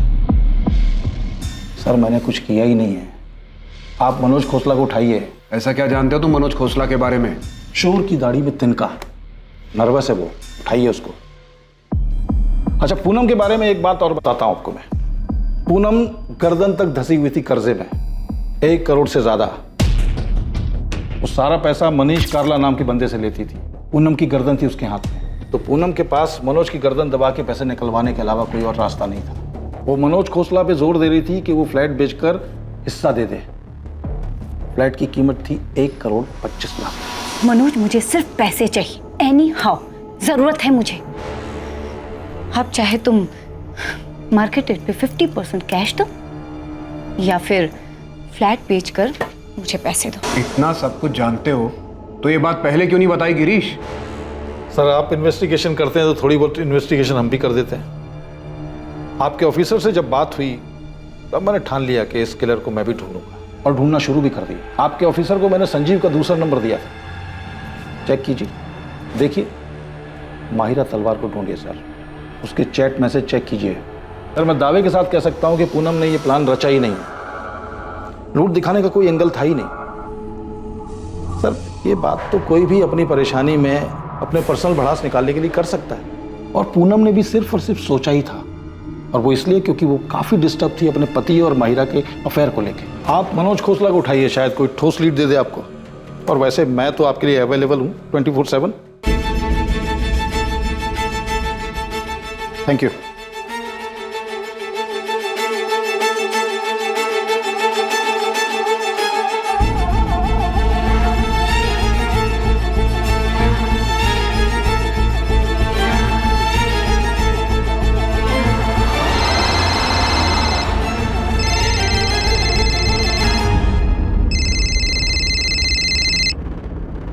हेलो, माहिरा तलवार जी, मैं असिस्टेंट सब इंस्पेक्टर आरती त्रिवेदी बोल रही हूँ। जी बताइए। बात करनी है तुमसे। कब आ सकती हो रसिक विहार पुलिस स्टेशन? मैम कल मेरा वीकली ऑफ है तो मैं कल आ सकती हूँ। ठीक है, सुबह 10:30 बजे रसिक विहार पुलिस स्टेशन।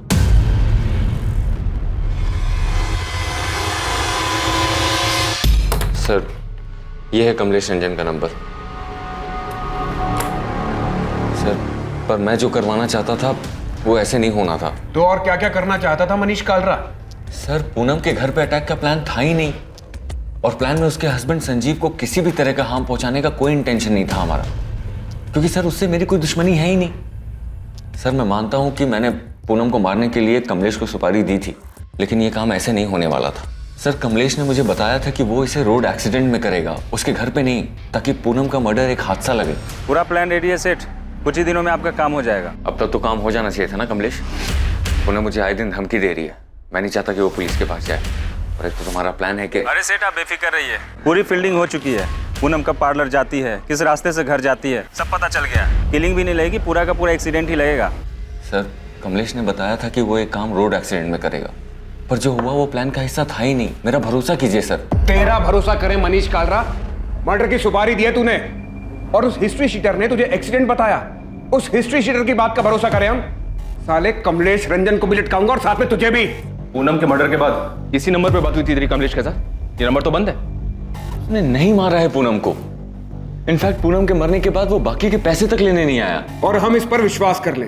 मैं सच कह रहा हूँ सर, ये किसी और का काम है। मैं सिर्फ पूनम को मरवाना चाहता था, क्योंकि तंग आ गया था मैं उससे। एक तो मेरे लोन के 1.5 करोड़ रुपए नहीं लौटा रही थी, और ऊपर से सर इस 2 नाव की सवारी में मेरा जीना मुश्किल हो गया था, फंस गया था सर मैं। तुमने आज तक एक भी इंस्टॉलमेंट नहीं लौटाया है। पर हम तो लवर्स हैं ना मनीष। हाँ लेकिन ये लोन हमारे लवर्स वाले एंगल का हिस्सा नहीं है पूनम। तुम ये कैसी बातें कर रहे हो मनीष? पूनम मुझे मेरे पैसे वापस चाहिए। मैंने वो पैसे तुम्हें एज ए लोन दिए थे। मनीष दोनों पार्लर को मिलाकर भी कुछ खास रिटर्न नहीं आ रहा है, इसीलिए मैंने दिवाली पर हैवी डिस्काउंट ऑफर रखा है। क्या पता बिजनेस पिक कर जाए। और ये बात तुम्हें मुझसे ज्यादा अच्छे से पता है कि मार्केट स्लो डाउन है। इसलिए तो पैसे वापस मांग रहा हूँ पूनम। मैं मार्केट से अलग नहीं हूँ, मुझे भी पैसों की जरूरत है। पर अचानक ये पैसों की बात कहाँ से आ गई मनीष? क्या मैं तुम्हें वो सब कुछ नहीं दे पा रही जो तुम्हें खुशी दे सके, जो तुम्हें चाहिए था? तो मुझे कोई एक तरफा नहीं मिला है पूनम, तुम्हें भी मुझसे वो सारी खुशियां मिली हैं। तुम्हें हो क्या गया है मनीष? पूनम आज के बाद हम ऐसे नहीं मिलेंगे। आज ही आखिरी था, आज के बाद इट्स स्ट्रिक्टली बिजनेस। तुम प्लीज मेरे पैसे लौटा दो और भूल जाओ कि हमारे बीच में कुछ हुआ भी था। Avantika, am I right? उसी की वजह से तुम मेरे साथ ये कर रहे हो ना? तुम तो गए मनीष, बेस्ट लॉयर हायर करूंगी और रिद्धि मेरे साथ रहेगी और एलिमनी में इतना पैसा मांगूंगी ना कि तुम सड़क पर आ जाओगे। अवंतिका मैं सिर्फ सो रहे थे ना उसके साथ? मैं बहक गया था अवंतिका। पूनम बस मेरी क्लाइंट है। लेकिन अब तुम उसके क्लाइंट हो, होटल में उसके साथ गुलछर्रे उड़ाते हो ना। अब ये बात मैं सबको बताऊंगी, रिद्धि को भी और कोर्ट को भी। अवंतिका हम बस फिजिकल हुए थे। एक बार डाइवोर्स हो जाने दो, फिर मैं भी ढूंढ लूंगी किसी को, सिर्फ फिजिकल होने के लिए। अवंतिका चिल्लाओ मत, रहो उसी के पास। शादी करो या बाहर में जाओ, मैं तुम्हें रास्ते पर ला दूंगी, बर्बाद करके छोड़ूंगी। अवंतिका को अचानक सब कुछ पता चल गया, इसलिए अचानक तुम मुझे छोड़ रहे हो। अवंतिका मेरी वाइफ है, मेरी फैमिली है, और हम दोनों के बीच में जो हो रहा है वो कभी खत्म नहीं हो सकता मनीष। तुम कैसी बात कर रही हो पूनम? तुम्हारी खुद की फैमिली है, हस्बैंड है। हस्बैंड, राइट, हस्बैंड जिसका अफेयर किसी और के साथ चल रहा है। अरे तो उसमें मैं क्या करूं पूनम? देखो तुम प्लीज मेरे लोन के पैसे मुझे लौटा दो और भूल जाओ कि हम एक दूसरे को कभी जानते भी नहीं। हम दोनों के बीच जो कुछ हुआ उसमें हम दोनों की मर्जी थी, तो जब चाहो तुम मुंह उठाकर सब कुछ खत्म नहीं कर सकते। सर घर पे अवंतिका मुझे धमका रही थी और बाहर पूनम। सर अवंतिका तो मेरी वाइफ है, मैं उसे नहीं छोड़ सकता था, पर पूनम ने तो सारी लिमिट्स क्रॉस कर दी थी सर। मैं तुम्हें बर्बाद कर दूंगी मनीष, कहीं का नहीं छोड़ूंगी तुम्हें। ये सही नहीं है पूनम, तुम मेरे साथ थी क्योंकि तुम्हें भी अच्छा लग रहा था, पर अब नहीं। मुझसे भागना इतना भी आसान नहीं है मनीष। मैं तुमसे भाग नहीं रहा हूँ। मैं भागने भी नहीं दूंगी मनीष। अगर तुम्हारी वाइफ तुम्हें कोर्ट में ले जाने की धमकी दे रही है तो मैं तुम्हें पुलिस स्टेशन लेके जाऊंगी। लेकिन मैंने तुम्हारा किया क्या है पूनम? रेप किया है तुमने मेरा मनीष। नहीं, इनोसेंट मत बनो। तुमने मुझे लोन दिया, उसे वापस लेने के लिए तुम मुझे ब्लैकमेल कर रहे हो और जबरदस्ती रेप करना। बस यही बात मैं पुलिस स्टेशन जाके बोल दूंगी। तुम ऐसा नहीं कर सकती पूनम। मैं बिल्कुल कर सकती, इनफैक्ट मैं ऐसा ही करूं। मैं दोनों के बीच में पिसता जा रहा था सर, लेकिन अपनी फैमिली की कसम खा के कह रहा हूं कि मैंने ये नहीं करवाया। ये डिसाइड हुआ था कि कमलेश इस हादसे को एक्सीडेंट का रूप देगा, पर यहाँ तो रॉबरी और मर्डर हुआ है सर। सर ये किसी और का काम है। सर अभी जो नंबर मैंने आपको दिया था सर, जब पूनम के मर्डर की खबर आई थी ना, तो मेरी इसी नंबर पर कमलेश से बात हुई थी। ये क्या कर दिया कमलेश? दिमाग खराब हो गया है। ये खबर पढ़ के मैं खुद हैरान हूं सेठ। तुमने क्या कहा था? उसका एक्सीडेंट होगा। अरे सेठ, हमने कुछ किया ही नहीं है। झूठ मत बोलो। मैं क्यों झूठ बोलूंगा सेठ? मैंने सुपारी उठाई, काम किया होता तो आपको फोन करता, बैलेंस पेमेंट लेने आता, और हमने तो एक्सीडेंट सोचा था ना। पर किसी टेढ़ी खोपड़ी ने घर में घुस के मार दिया तुम्हें। सर मैं कसम खा के कह रहा हूँ कि मैंने सुपारी दी थी, लेकिन प्लान एक्सीडेंट का ही था। साले तेरे जैसे मास्टरमाइंड और कमलेश जैसे हिस्ट्री शीटर पर भरोसा करने लगे ना तो हमें नौकरी छोड़ के घर बैठ जाना चाहिए।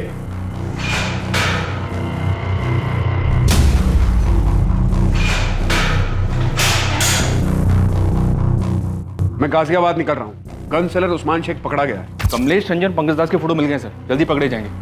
आरती को मायर और संजीव के चैट मैसेजेस मिले हैं। मायरा को बुलाया इंक्वायरी के लिए। उधर भी कोई प्लानिंग चल रही थी? अभी तक पिक्चर क्लियर नहीं है सर। संजीव और मायरा का भी अफेयर चल रहा था। पूनम से छुटकारा पाने की बात चल रही थी।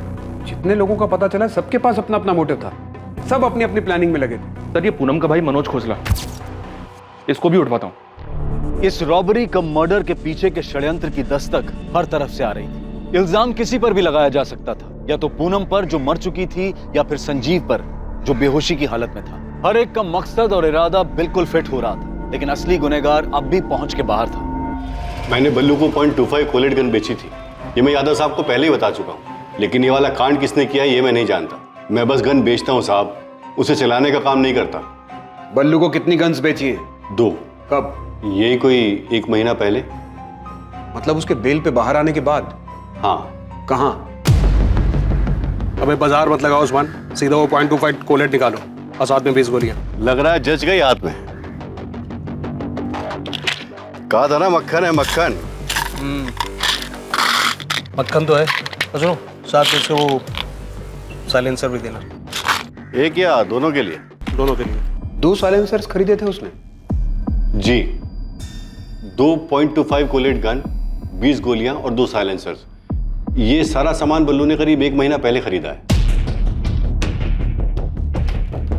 मनोज को उठा लिया सर, उसे भी इंटरोगेट करूंगा। कर लो जायसवाल, लेकिन हमारा प्राइम सस्पेक्ट बल्लू ही है। मनीष कालरा भी शायद सच बोल रहा है कि उसने प्लान किया था सुपारी किलर कमलेश के साथ मिलकर, लेकिन काम जरूर बल्लू ही कर गया। सर मुझे माहिरा के चैट्स मिले, संजीव और किसी शोएब नाम के बंदे के साथ उसके जो चैट्स हैं उनसे काफी कुछ मिला है। शोएब के मैसेजेस से ये लग रहा है कि शोएब माहिरा को ब्लैकमेल कर रहा था। तो उसने मैसेज भेजा कि मैं अच्छी तरह जानता हूं कि तुमने कैसे प्लान बनाया और कैसे अंजाम दिया।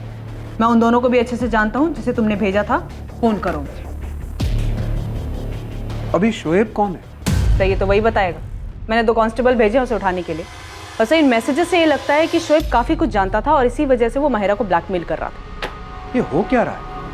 मनीष का पूरा चिट्ठा खुलता है, वो एक्सीडेंट का प्लान बताता है। बल्लू का सब कुछ क्लियर दिखाई दे रहा है, गन्स खरीदना, साइलेंसर खरीदना, और अब ये शोएब और माहिरा की नई एंट्री हो रही है। सर इस केस में सबकी किसी न किसी से रंजिश रही है। यहाँ तक कि पूनम और संजीव के बीच भी कुछ भी ठीक नहीं था। सब लोग बस एक मौके की तलाश में थे। दिल्ली और उसके आसपास के इलाकों में बलराम जलोटा उर्फ बल्लू की बड़े पैमाने पर तलाश शुरू हुई। माहिरा तलवार के एंगल को भी अनदेखा नहीं किया जा सकता था। उसके चैट मैसेजेस से साफ पता चल रहा था कि वो भी पूनम से छुटकारा पाने की फिराक में थी। संजीव जो उन हमलावरों के बारे में बता सकता था, वो अब भी बेहोश था। यार संजीव को होश ही नहीं आ रहा है। परेशानी की तो बात है यार, वो ऐसे ही रहेगा क्या पूरी लाइफ? नहीं यार, ऐसे मत बोल, सब ठीक हो। यमुना, संजीव के अकाउंट में तो सिर्फ 6 लाख रुपए और वो बल्लू 15 लाख रुपए के लिए उसके पीछे पड़ा हुआ था। संजीव देता भी तो कैसे? कैसी हालत में पहुंचा दिया हमारे बेटे को। डॉक्टर भी कुछ बता ही नहीं रहे संजीव को कब होश आएगा। बोल रहे बाकी सब ठीक है।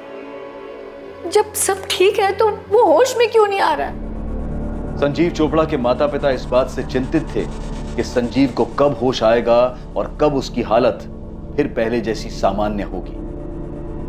वहीं दूसरी ओर पूनम के माता पिता अब भी अपनी बेटी को खोने के गम से उभर नहीं पाए थे, और ना ही उनके परिवार को यह अंदाजा था कि संजीव और पूनम के बीच वास्तव में हालात कितने बिगड़ चुके थे। हाँ, मेरे और पूनम के बीच में फ्लैट को लेकर नोकझोंक हुई थी, लेकिन इसका मतलब ये नहीं है सर कि आप उसके मर्डर को लेकर के मुझ पे शक करें। मैंने संजीव का नाम लिया, इसलिए आप मुझसे पूछताछ कर रहे हैं। तुमने संजीव पर तो आरोप लगाया, पर अपने झगड़े के बारे में कुछ नहीं पता। अभी तुम ये बताओ, पूनम के साथ झगड़े की वजह कोई और भी थी क्या? बिजनेस में लॉसेस की वजह से पूनम को फ्लैट में हिस्सा चाहिए था। वो फ्लैट जो मेरे फादर पहले ही मेरे नाम कर चुके थे। और तुम उसे कुछ देना नहीं चाहते थे, और अब तो देने की जरूरत भी नहीं पड़ेगी, वो तो रही नहीं। कैसी बात कर रहे हैं आप? मैं अपनी बहन पूनम को क्यों मारूंगा सर? पूनम ने मुझे कॉल किया था ये बताने के लिए कि उसे संजीव से डर लगने लगा है। संजीव उसे मारने की प्लानिंग कर रहा है, और अब संजीव के फादर बीच में बल्लू का नाम घुसेड़ रहे हैं। सर आप ही सोचिए, बल्लू क्यों मांगेगा 15 लाख? एक्सटॉर्शन मांगने वाले को ये पता होता है कि सामने वाला पैसे दे पाएगा या नहीं दे पाएगा। संजीव का रियल एस्टेट का बिजनेस बिल्कुल ठंडा चल रहा था, और उधर पूनम, सर पूनम ने भी जो 3rd ब्रांच खोली थी अपने पार्लर की, उससे भी कोई खास रिटर्न नहीं आ रहा था। सर पूनम ने बहुत पैसे लोन पे लिए हुए थे, और लाखों रुपए तो उसने संजीव को दिया था।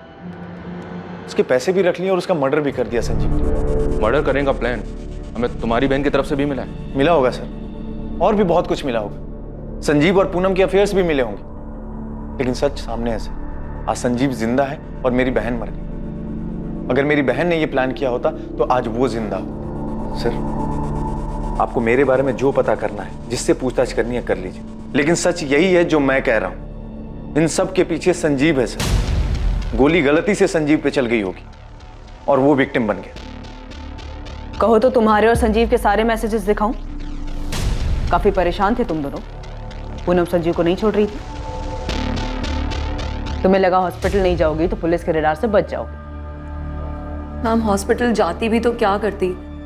संजीव से मिलने से पहले मुझे 1000 सवाल के जवाब देने पड़ते।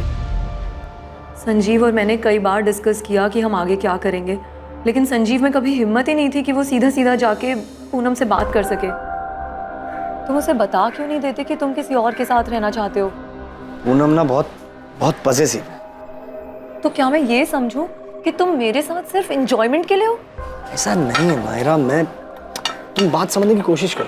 देखो पिछले 1-1.5 साल से मेरा बिजनेस बहुत डाउन चल रहा है, और मैंने पूनम से बहुत सारे पैसे लिए, और पूनम ने भी वो पैसे सामने से लोन पर उठाए।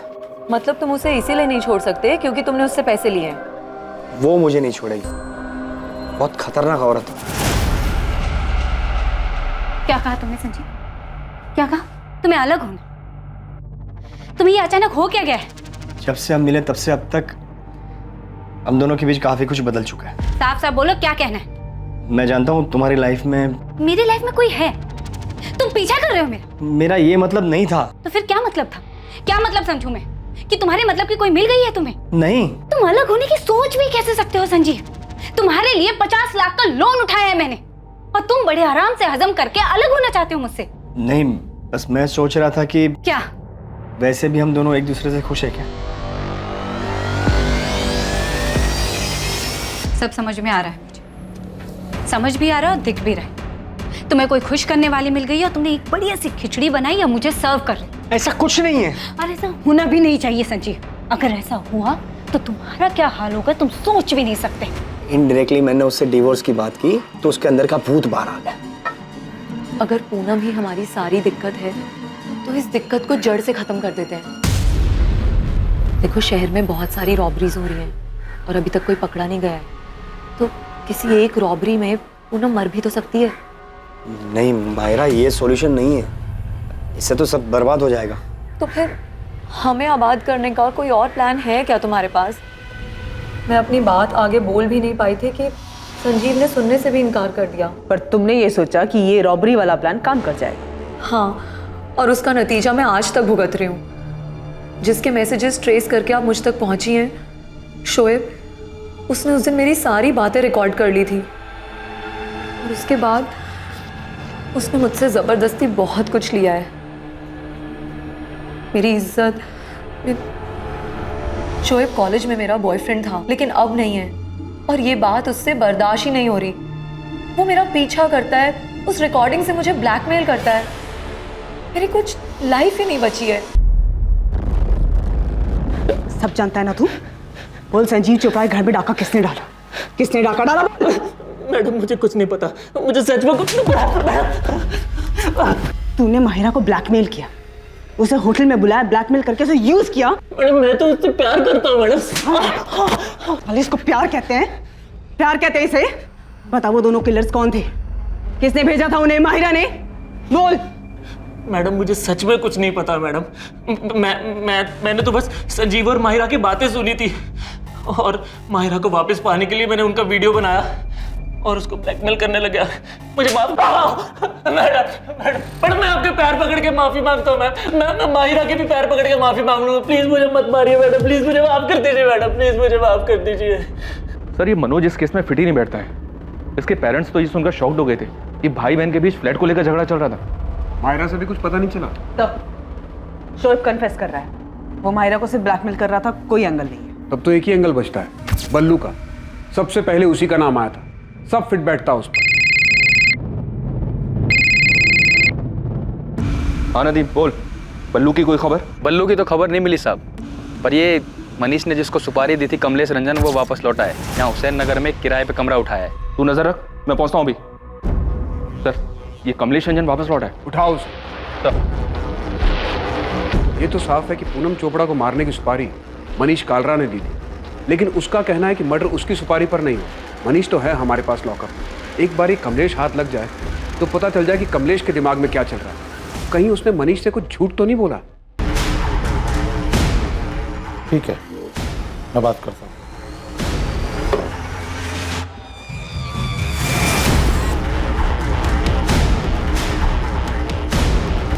वो वाला कमरा है साहब।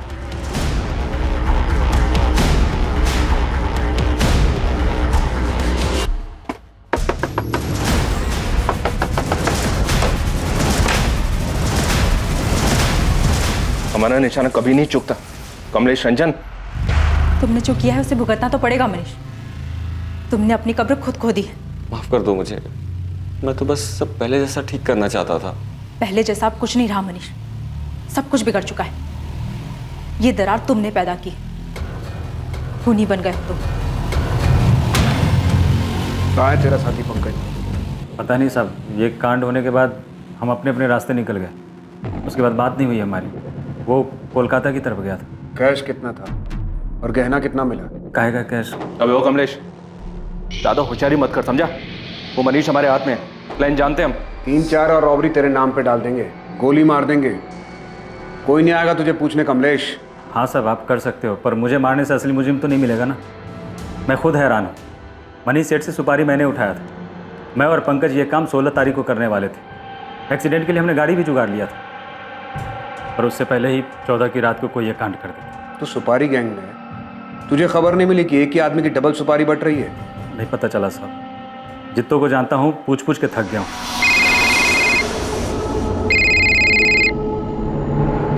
हेलो, नमस्कार, मैं गिरीश रावत, प्राइवेट डिटेक्टिव। पहचाना? हाँ हाँ पहचाना, बोलो। मैंने आपसे कहा था कि मैं 24/7 आपके लिए अवेलेबल रहूंगा। खबर क्या है तुम्हारे पास? तगड़ी खबर है। आप चंडीगढ़ फॉरेंसिक डिपार्टमेंट में बात की। उनके पास एक बॉडी है और उसकी खोपड़ी से बुलेट और उसके बगल से शेल बरामद हुआ। आप फॉरेंसिक रिपोर्ट मंगाइए, उसे देखिए। लाश को पूरी तरह से जला दिया गया था। वहाँ के फॉरेस्ट एरिया में 1 महीने पहले चंडीगढ़ पुलिस को ये डेड बॉडी मिली। ये चंडीगढ़ वाले मर्डर केस में बुलेट .25 कॉलेट गन से चलाई गई थी। तुम्हें कैसे मालूम कि .25 कॉलेट गन हमारे केस में भी शामिल है? थैंक यू इंस्पेक्टर, आप तो तारीफ करेंगे नहीं तो सोचा मैं ही थैंक यू बोल देता हूँ। वैसे ये इन्फॉर्मेशन मुझे अपने चंडीगढ़ नेटवर्क से मिली थी और आज तक चंडीगढ़ पुलिस को ये नहीं मालूम कि डेड बॉडी किसकी है। शायद ये इन्फॉर्मेशन आपके कुछ काम आ जाए। 2 .25 कोलेट गन, 20 गोलियां और 2 साइलेंसर्स। ये सारा सामान बल्लू ने करीब 1 महीना पहले खरीदा है। जी सर, जंगल में मिली थी बॉडी, 17 सितंबर की बात है, एकदम जली हुई कंडीशन में। आज तक पहचान नहीं हो पाई विक्टिम की, वैसे पहचानना मुश्किल है। ये मर्डर बलराम जलोटा उर्फ बल्लू का ही काम होगा। हाँ, दिल्ली पुलिस हेडक्वार्टर से वांटेड लिस्ट आई, उसमें फोटो मिला है उसका। बल्लू हमारे यहाँ से वांटेड है, मर्डर कम रॉबरी केस में। मर्डर में यहाँ जो गन यूज हुई है वो .25 कॉलेट गन है। शायद तुम्हें भी यही मिला। हाँ यही है।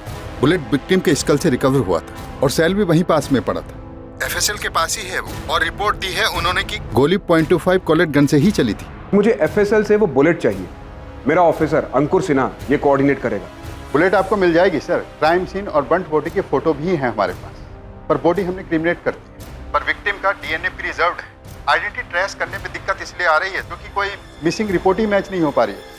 एक अनजान आदमी की चंडीगढ़ में हुई हत्या और उस हत्या में इस्तेमाल की गई गन का संजीव और पूनम के घर पर हुई डकैती और हत्या के केस से निश्चित तौर पर संबंध था। मगर इन कड़ियों को जोड़ पाना और प्राइम सस्पेक्ट बलराम जलोटा और बल्लू तक पहुंच पाना पुलिस के लिए आसान साबित नहीं होने वाला। इस मामले में हॉस्पिटल से अभी कुछ और चीजें सामने आनी थी, जहां संजीव चोपड़ा धीरे धीरे रिकवर हो रहा था। सर एक गुड न्यूज है, ये खबर मैंने आपको पहले इसलिए नहीं दी बिकॉज मैं आपको डिसअपॉइंट नहीं करना चाहता था। संजीव चोपड़ा को होश आ गया डॉक्टर? जी हाँ, 3 दिन पहले। अब संजीव बात करने की कंडीशन में है, लेकिन मैं आपको 5 मिनट से ज्यादा अलाउ नहीं कर सकता। इन्वेस्टिगेटिंग टीम को उम्मीद थी कि संजीव चोपड़ा होश में आकर उन्हें हमलावरों के बारे में बताएगा, कोई जानकारी या सुराग देगा। लेकिन क्या वाकई ये जानकारी कुछ अलग साबित होने वाली थी, जो कि इन्वेस्टिगेटिंग टीम को पहले से नहीं पता था? संजीव,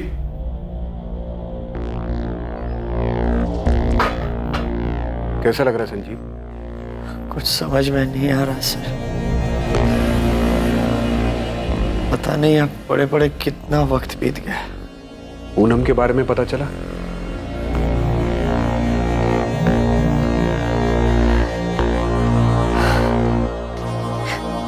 मुझे यकीन नहीं हो रहा मैं कैसे बच गया। तुम्हारे फादर ने तुम्हारे कजन बल्लू का नाम लिया, वो धमका रहा था तुम्हें? हाँ सर, बल्लू ने ही धमकी दी थी। मुझे क्या पता था वो सच में ऐसा कुछ करेगा। पक्का वो बल्लू ही था? हाँ सर, बल्लू ने मुझसे 15 लाख रुपए मांगे थे। मुझे क्या पता, नहीं दूंगा तो अटैक करेगा। आपने पकड़ा बल्लू को सर? जल्द पकड़ लेंगे, अब तुम आराम करो। बस यही कंफर्म करना था कि ये सब कुछ बल्लू ने किया है। सर, बल्लू पकड़ा गया? हर जगह पुलिस अलर्ट है उसके लिए, जल्दी पकड़ा जाएगा। आप संजीव का ख्याल रखिए।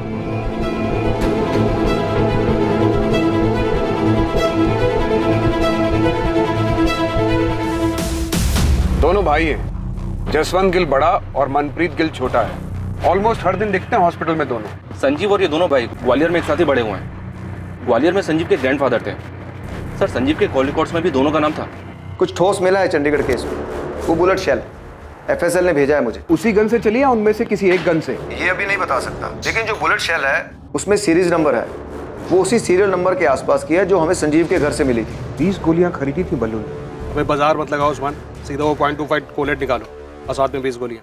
थैंक्स अंकुर, शायद इस चंडीगढ़ वाली इंफॉर्मेशन से बल्लू का कुछ पता चले। सर, महीने भर से हम हर जगह हर पुलिस स्टेशन में तलाश। आपके बोलने के बाद हमने सबको दोबारा से सारी डिटेल भेजी। सतीश, तुम चंडीगढ़ के 16 और 17 सितंबर के सीसीटीवी फुटेजेस दे सकते हो, खासकर टोल नाका और सारे एंट्री एग्जिट पॉइंट्स के?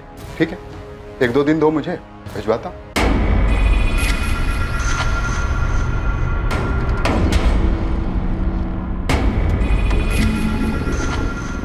जसवंत, वो बंदा दिखाई दे रहा है तुझे? कौन?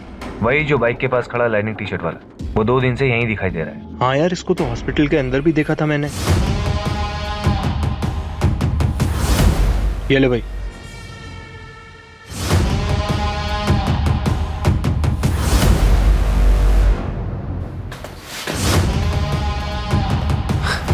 जसवंत, तुझे कुछ गड़बड़ लग रही है क्या?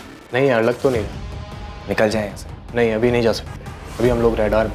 हाँ, मनप्रीत और जसवंत संजू के बचपन के दोस्त हैं। हाँ, पूछा था मैंने, बताया उन दोनों ने। और आप उनके बारे में क्यों पूछ रही हैं? ऐसे ही पूछताछ करने की तो आदत है हमारी। वैसे धनीराम जी, आप मुझे बताइए कि जसवंत और मनप्रीत को कैसे पता चला कि संजीव हॉस्पिटल में है और उसकी वाइफ पूनम की डेथ हो गई है? आपने फोन किया था? जी नहीं, उन्होंने फोन किया था। सर, चंडीगढ़ के सीसीटीवी फुटेजेस के तकरीबन 60% फुटेजेस स्कैन कर रही हैं, पर बल्लू कहीं भी नहीं दिख रहा है। डबल मर्डर केस में बल्लू पकड़ा गया, अंडर ट्रायल था। 2 महीने पहले वो बेल पर बाहर आया था। पहले महीने वो रेगुलर गाजियाबाद जेल में जाके हाजिरी देता रहा, उसके बाद वो वहां नहीं गया। 14 सितंबर लास्ट डेट थी जब वो हाजिरी देने गया था। उसके बाद से बल्लू किसी को दिखाई नहीं दिया। संजीव के घर कांड होने के बाद ना हमें दिखाई दे रहा है, ना चंडीगढ़ के सीसीटीवी फुटेज में दिखाई दे रहा है। ऐसे कहां जा सकता है कि किसी को दिखाई ना दे? एक काम करो, संजीव के दोनों दोस्त जसवंत और मनप्रीत, इनको उठा लो। क्या पूछना है बाद में देखेंगे। जी सर। और बल्लू की माँ उषा, देखते ही गोली मार दीजिए बल्लू को, मेरा बेटा नहीं है वो। उनको उठाना नहीं, उनका डीएनए सैंपल चाहिए। बल्लू किसी को दिखा नहीं और शायद अब दिखेगा भी। आपको मेरा डीएनए सैंपल चाहिए आपका भी और आपके हस्बैंड धीरज जलोटा जी का भी। क्यों? उषा जी, हमें डाउट है कि बल्लू मर चुका है। इन्वेस्टिगेटिंग टीम को अपराध का षड्यंत्र समझ आने लगा था। क्या हुआ यमुना? वो पुलिस जसवंत और मनप्रीत को लेके गई। अब पुलिस को जसवंत और मनप्रीत से क्या चाहिए?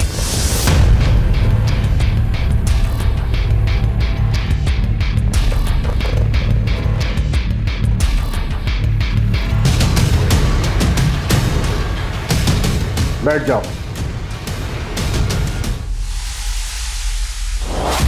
सिर्फ एक बार पूछूंगा, ये जली हुई बॉडी बल्लू की है ना? भूल के ना तो बोलना ही मत। सीसीटीवी में देखे हो तुम दोनों। हमारी मार झेल नहीं पाओगे, फिर आवाज नहीं, चीख निकलेगी।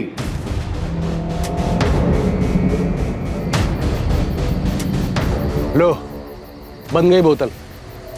इतने दिन से प्रैक्टिस कर रहे हो ना? चलो अब लगाओ निशाना।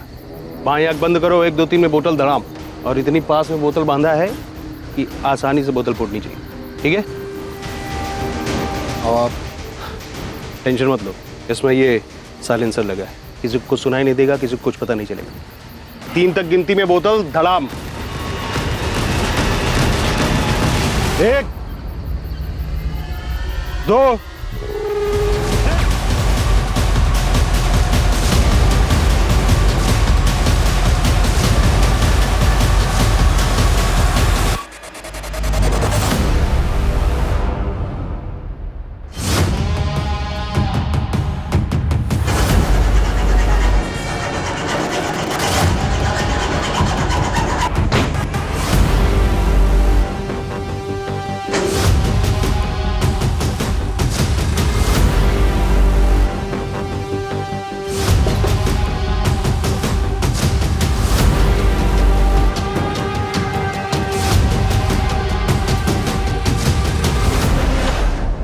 कौन है?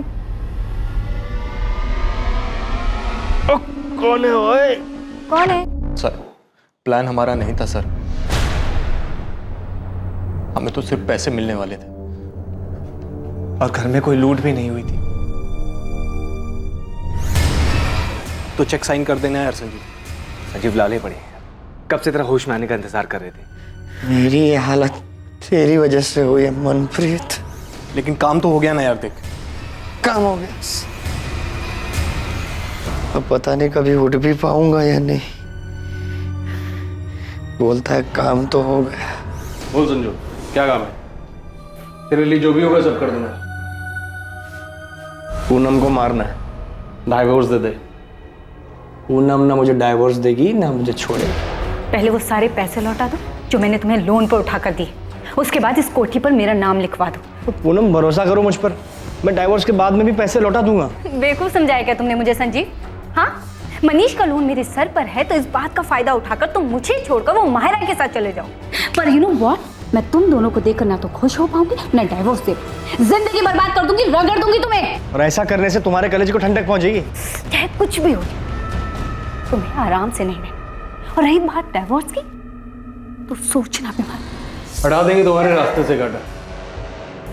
हमको क्या मिलेगा? तू बता। 15 लाख दिए,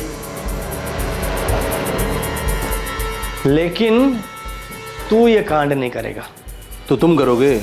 मेरे 2 दोस्तों को तैयार कर, गन चलाने की ट्रेनिंग दे, वो करेंगे कांड। ऐसा क्यों? तभी तो पुलिस को लूट और रॉबरी का केस लगेगा और मैं बोलूंगा कि तू एक्सटॉर्शन के पैसे के लिए मेरे पीछे पड़ गया था। तो पुलिस के रडार में आएगा ही नहीं और पुलिस तुझ तक पहुंच नहीं पाएगी। देखो, शहर में बहुत सारी रॉबरीज हो रही हैं और अभी तक कोई पकड़ा नहीं गया है। तो किसी एक रॉबरी में पूनम मर भी तो सकती है। एक तरफ पुलिस को लूट और रॉबरी का केस लगेगा और दूसरी तरफ तेरा नाम आएगा एक्सटॉर्शन। पुलिस किसी नतीजे पर पहुंच नहीं पाएगी और थोड़े दिनों में अपने आप ये केस बंद हो जाएगा। धन्य हो मेरे भाई। मैं सोच रहा था कि अपने खानदान में सिर्फ क्रिमिनल बुद्धि ना मेरे पास ही है, लेकिन तुम तो मुझसे भी आगे की सोच रहे हो। कमाल है। जसवंत और मनप्रीत को सिखा गन कैसे चलाते हैं।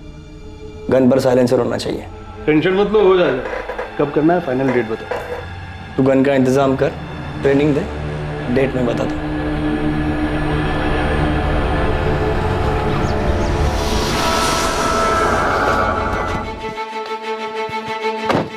सुनो, तुम दोनों को बल्लू के साथ चंडीगढ़ जाना होगा।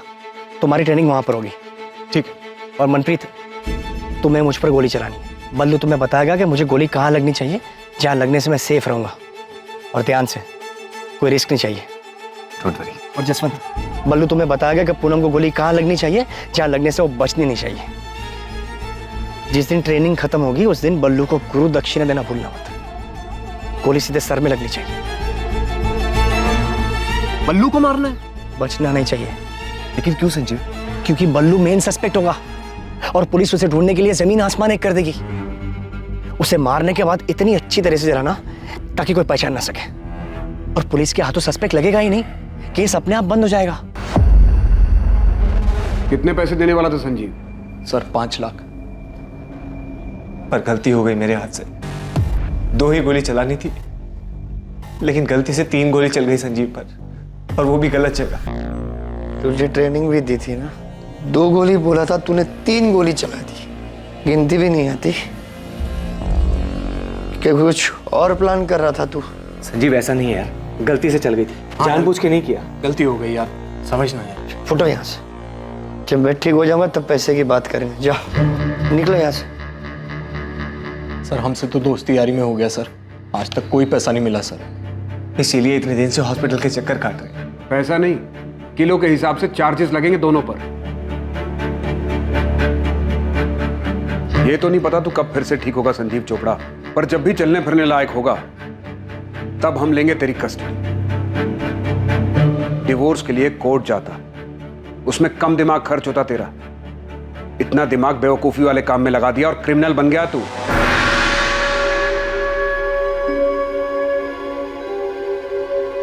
संजीव के माता पिता इस खुलासे से हैरान थे कि अपनी पत्नी से छुटकारा पाने के लिए उनके बेटे संजीव ने ऐसा क्रूर षड्यंत्र रचा था। मैं शुरू से ही कह रहा था आप लोगों को कि ये सब संजीव का किया हुआ। माहिरा ने पूनम से छुटकारा पाने के लिए दिल्ली में हो रही रॉबरीज की आड़ में इस तरह से रॉबरी और मर्डर के बारे में सोचा था, लेकिन इन्वेस्टिगेशन में सामने आया कि असल में हुए अपराध में माहिरा की कोई भूमिका नहीं थी। डीएनए रिपोर्ट आ गई है सर, और मैच भी हो ही गया होगा। जी हाँ सर, वो जली हुई डेड बॉडी बलराम जलोटा उर्फ बल्लू की थी। ऐसी आपराधिक और खतरनाक बातें सोचने में हम इंसानों के दिमाग का कोई तोड़ नहीं। संजीव चोपड़ा, जसवंत गिल और उसके छोटे भाई मनप्रीत गिल पर बलराम जलोटा और पूनम चोपड़ा की हत्या के लिए आईपीसी की धारा 302 के चार्जेस लगे हैं। पुलिस संजीव के हॉस्पिटल से डिस्चार्ज होने का इंतजार कर रही है ताकि उसे कस्टडी में लिया जा सके। न जाने ऐसे कितने ही उदाहरण हैं जहां किसी अपराध को अंजाम देने की लोगों की बेवकूफी भरी सोच उन्हें अपराध के ऐसे रास्ते पर धकेल देती है जहां उनकी इच्छाओं के विपरीत ताउम्र उन्हें इसके नतीजों का सामना करना पड़ता है और वो सलाखों के पीछे पहुंच जाते हैं। फिर भी बार बार यही देखने को मिलता है कि जुर्म की सोच कई लोगों के दिमाग में पनपती ही रहती है। ऐसे मूर्खतापूर्ण अपराध के बारे में सोचते वक्त दिमाग इतना मजबूत कैसे हो जाता है, और वही दिमाग किसी टकराव की स्थिति से बाहर निकलने का आसान सा रास्ता खोजते वक्त इतना असहाय क्यों हो जाता है। डिवोर्स लेकर अलग होने में तकलीफ हो सकती है, लेकिन इससे किसी की जान नहीं जाएगी, ना खुद की और ना ही किसी और की। जुर्म की अंधी गली के आखिर में सिर्फ अंधेरा ही मिलता है, और साथ ही मिलता है अपराधी होने का अभिशाप और बचे हुए जीवन को पछतावे में काटने की सजा। Crime never page. अब मैं अनूप सोनी आपसे विदा लेता हूं। कल रात कौन बनेगा करोड़पति के करमवीर एपिसोड के बाद आपसे फिर मुलाकात होगी एक नए केस के साथ। और याद रखें, क्राइम और आपके बीच में सिर्फ इतना फर्क है कि आप कितने सतर्क हैं। सतर्क रहें, सुरक्षित रहें। जय हिंद। इस तरह के और भी एपिसोड देखने के लिए हमारे चैनल को सब्सक्राइब करें और बेल आइकन दबाना ना भूलें।